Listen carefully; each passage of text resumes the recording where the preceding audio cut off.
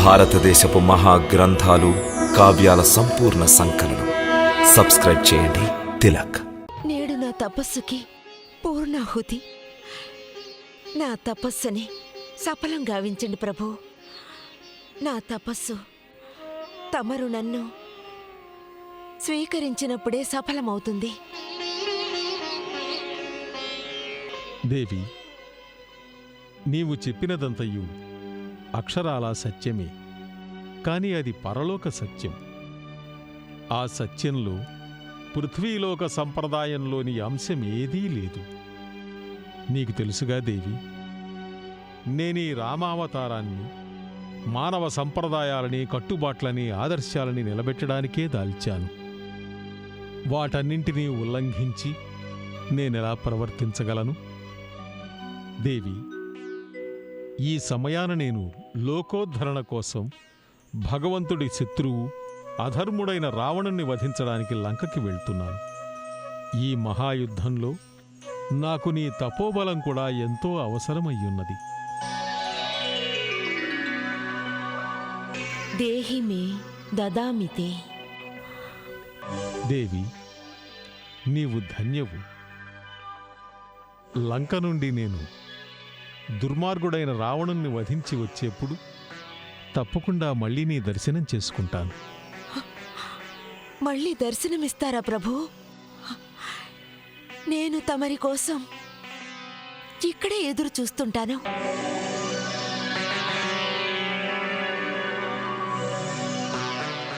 శ్రీరాముని కలిసిన తరువాత వైష్ణవీమాత తన తపస్సులో నిమగ్నమైపోయింది. అక్కడ రావణుని గుప్తచరులు అంతరిక్ష మార్గంలో సంచరిస్తూ ఉండగా వారికొక అద్భుతమైన తేజస్సు గోచరించింది. అది వైష్ణవీమాత ఆశ్రమం నుండి వెలువడుతున్నది. దానిని చూసి వారు ఆగిపోయారు.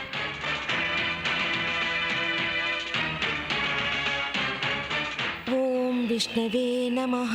విశాలాక్ష, ఏమిటా విచిత్ర ప్రకాశం ఆ కుటీరం నుంచి వెలువడుతోంది?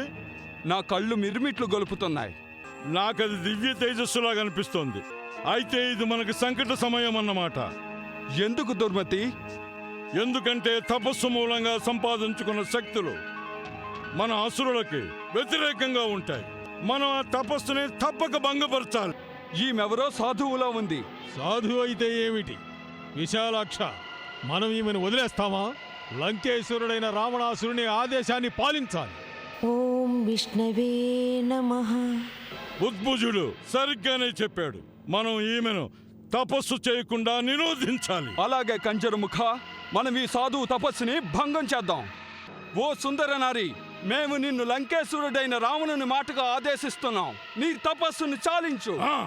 లంకేశ్వరుడు ఇక్కడ ఎవరికి తపస్సు చేయడానికి అనుజ్ఞనివ్వడు. ఓం విష్ణవే నమః. ఎంతటి దుస్సాహసం!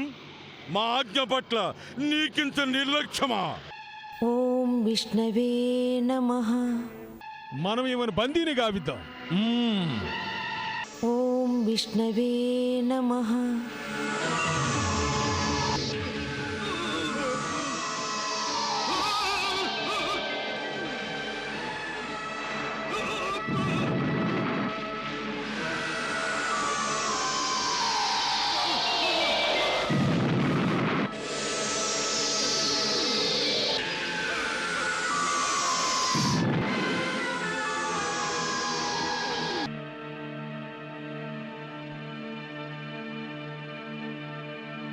లక్ష్మణ, అగ్రజ, ఈ రాళ్లన్నీ సముద్రంలో మునిగిపోతున్నట్టుగా ఉన్నాయి. ఏదో విధంగా జాప్యం లేకుండా ఈ సేతు నిర్మాణం జరగాలి. హనుమంతుని కలిసిన తరువాత సీతకనులు కేవలం మా దర్శనం కోసం తహతహలాడుతూ ఉంటాయి. ఆమె కేవలం మా కోసమే ఎదురుచూస్తూ ఉంటుంది. మనం త్వరగా, అతి త్వరగా లంకకు చేరుకోవాలి. హనుమ, ఆజ్ఞ ప్రభు. నీవు విలక్షణుడవు హనుమ. నీవు నీ విశాల రూపాన్ని ధరించి అంతరిక్ష మార్గంలో ఎగురుకుంటూ శతయోజన సాగరాన్ని లంఘించి శత్రువు ఇంట జొరబడి సీతను చేరుకున్నావు. పవనపుత్ర హనుమ, మేం నీపైనే ఆధారపడి ఉన్నాం. ఇప్పుడు నీవే చెప్పాలి. ఈ సువిశాల సముద్రం పైన ఎలా సేతువును నిర్మించగలం? ఎలా ఈ శతయోజన విస్తీర్ణ సముద్రాన్ని దాటి వెళ్ళగలం? లేదు ప్రభు, ఇది ఎప్పటికీ జరగదు.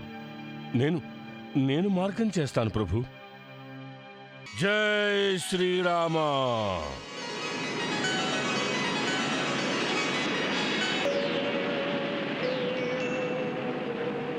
సముద్రరాజా, నేను రుద్రావతారుడైన పవనపుత్ర హనుమంతుణ్ణి. నేను నిన్ను ఆదేశిస్తున్నాను. మేము లంకానగరం చేరుకోవడానికి సత్వరం మార్గాన్నివ్వు. సముద్రరాజా, నీవు గనక మా ఆదేశాన్ని పాలించకపోయినట్లయితే నా శ్రీరామచంద్ర ప్రభువు మీద ఆన, నేను మహానుభావుడైన అగస్త్య మహర్షి వలె నీ జలమంతటిని సేవిస్తాను. అలాగే ఆ జలాన్ని ఎంతవరకు నా గర్భంలో ధారణ చేస్తానంటే, ప్రభువైన శ్రీరాముడు తన భ్రాత లక్ష్మణుడు వానరసేన సహితంగా లంకానగరం చేరుకునే వరకు. ఆగు పవనపుత్ర, ఆగు. నీ ప్రభువైన శ్రీరాముని మీద ఆన, ఆగు. ఎంత పని చేశారు సముద్రరాజా? తమరు శ్రీరామచంద్రునిపై ఆన ఉంచి నా చేతులు రెండు బంధించి వేసినారు. నేను శ్రీరామచంద్రునికి సహాయపడాలనుకుంటున్నాను, కానీ నన్ను మీరు వివశుణ్ణి చేశారు సముద్రరాజా, నన్ను వివశుణ్ణి చేశారు. సముద్రరాజా, ఈ సమయాన నేను కేవలం ఒక్కటే ఆలోచిస్తున్నాను. శ్రీరామచంద్ర ప్రభు తన భ్రాతైన లక్ష్మణుడు వానరసేన సహితంగా లంకానగరం చేరుకోకపోతే అప్పుడు ఎలాంటి దుష్పరిణామాలు కలుగుతాయి? ఆయన తలుచుకుంటే కేవలం ఒక్క బాణంతో నన్ను ఛేదించి తన మార్గాన్ని ఏర్పరుచుకోగలడు. అయినా ఆయన అటువంటి కార్యం ఏదీ చెయ్యలేదు. ఆయన సమస్త మానవజాతికి ఒక ఉదాహరణగా ఉండాలనుకుంటున్నాడు. దానివలన సమస్త పృథ్వీవాసులు, సమస్త లోకాలు ఒకటి తెలుసుకోవాలి. మానవుడు గనక తలుచుకుంటే పాషాణాన్ని కూడా కరిగించగలడని. తన లక్ష్యాలను సాధించడం కోసం, ధర్మాన్ని పాలించడం కోసం మానవుడు తన మితమైన శక్తితో అద్భుతాలు సాధించగలడని. నా ప్రభు దుఃఖమును చూచినప్పుడు నా శక్తులన్నీ ఒక్కసారిగా భగ్గుమంటాయి. నా ప్రభువు ముఖం మీద నేను అశ్రుధారల్ని చూడలేను సముద్రరాజా. నీవు నీ ప్రభువు యోగమాయను శరణు వేడు. యోగమాయ? నా కుమార్తె వైష్ణవి. ఆమె ప్రభువును వానరసేన సహితంగా శతయోజనాలు దాటించి లంకకు చేర్చగలుగుతుంది. సముద్రరాజా, నేను దీన్ని ఎలా మర్చిపోయాను? నా మాత వైష్ణవీ మాత కూడా సముద్రాన్ని దాటించగలదని. సముద్రరాజా, నన్ను క్షమించండి. ఇక నీవు ఆలస్యం చెయ్యవద్దు. వైష్ణవీ మాత నీకవశ్యం ఏదో ఒక ఉపాయం చెబుతుంది. ఆ ఉపాయంతో మీరందరూ ప్రభువు సమేతంగా లంకకి చేరుకోగలరు. జై శ్రీరామ. ప్రణామం మాత. ఆయుష్మాన్ భవ. హనుమా, నీవు సాక్షాత్తు మహాజ్ఞానివి, ప్రభువు శ్రీరాముని పరమభక్తుడవు. నీకు మార్గదర్శనం చేసే అవసరం ఏమీ లేదు. అయినా నీకు ప్రభువు లీలలు మొదట్నుంచి తెలిసే ఉండాలిగా. మాయామోహాలతో నిండిన ఈ ప్రపంచమనే భవసాగరం నుంచి ముక్తిని పొందుతారు మాత. అదే నిజమైతే ప్రభువు నామస్మరణం వల్ల సాగరంలో రాళ్లు కూడా తేలతాయి కదా. నాకు అర్థం కాలేదు మాత.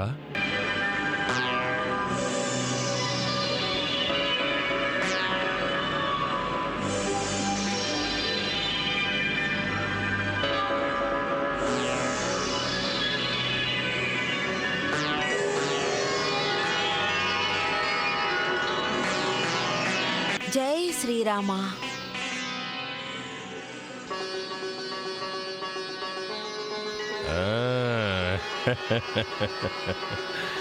జై శ్రీరామ.